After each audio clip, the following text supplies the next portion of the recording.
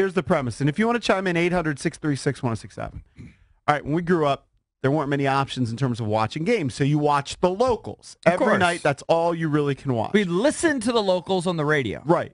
Yeah. And then when we got HTS, which is now CSN, you would watch the Orioles back in the day, or you would watch the Bullets, which are now the Wizards, or the Caps. But that's really all you could watch. And now you can watch whoever you want any night of the week. And the premise is, why would you go through the annual pain if you're a dedicated fan of a particular team? You're a dedicated Redskins fan. Year after year, disappointments, frustration. Yeah.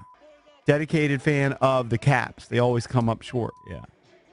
Why not pick one of those teams? Like you just say, you know what? I'm going to just start rooting for the Patriots. Yeah, I can't do that. I've tried to do that. It's soulless. That's why I don't do it. I can't do that. You're I disagree with that. Front runner bandwagon. Because you really don't generally have the passion for it. But I am a bandwagon for, let's be honest, if the Wizards have a terrible year, I will just slowly punch out on them.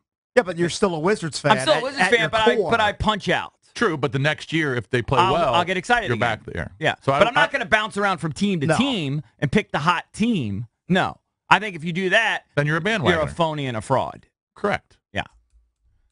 Yeah, I think if your Twitter avatar is loaded with nothing but Golden State Warrior logos and Cubs logos and Clemson logos. I think that's the true definition of a bandwagoner. Yeah. Here's what you just described. Here's how the article ends.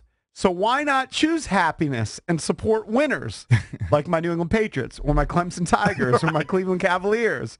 We're not limited to just watching our local teams anymore. We can watch any game we want on practically any device at any time. More joy, less agony, win-win. Express the loyalty in other facets of life, but root for Villanova men's basketball and Connecticut women's basketball in the meantime. Look, doesn't have to be for a long time, just a good time. I like Master. He's been on the show before. I am 1,000% diametrically opposed. I'm not even positive, to be honest, because the way that we print out these articles, I'm not even positive if it is him. I know that there's a tweet from him. Get him on the show.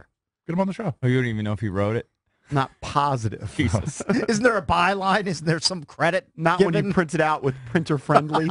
Can we get him on the show today, Drabby? Drabby's on the phone. Drabby's always on. Who's he talking to? His girlfriend? Oh, people are calling in. Hey, his wife would be bitter if he's talking to his girlfriend. But see, he's salty. So for someone to, it's fine to root for a team. I don't actually think there are a lot of people that do that. I don't think so either. But here's the difference. So you can root for a team that does well every year. It's easy to root for, Brady. Right. Because you know they're going to win 13 games and get to the Or you root for the Cavs with LeBron. But the difference is, does it really hurt you when they lose? And unless you're a true fan, it doesn't hurt you when they really lose a big game or a big series. That's the difference. So a bandwagoner can root all you want because they're winning, but when they lose, doesn't matter to you. I think part of being a bandwagon fan in general, though, and we're seeing it with the Wizards, people are starting to catch that Bullets fever. Right.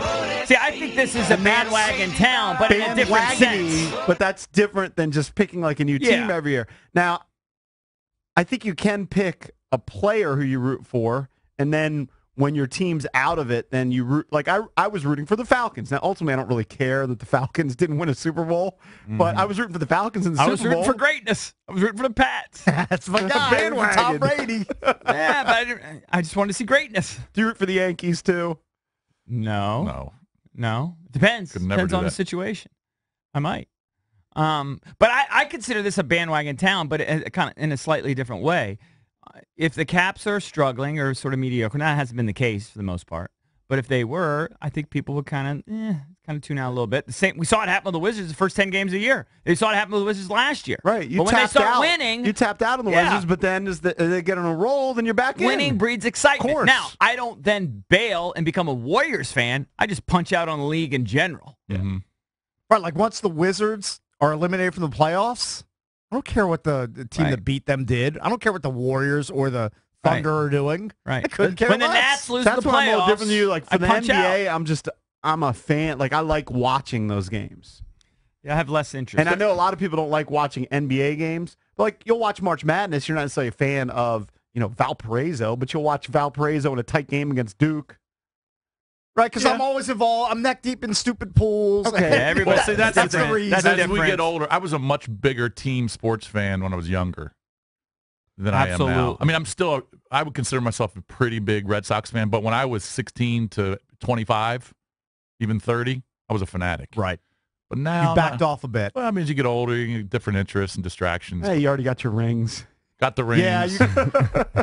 By the way, there's but nobody. Put it this way, I wasn't as hurt this past year when they lost to Cleveland, when they scored a total of about 5 runs in the 3-game series. But also you had low expectations. As I was with some of the Yankee losses. Right, but didn't you also have low expectations? Well, not when, what do you mean, going this into year. the season? Yeah, well, just the way the season played out.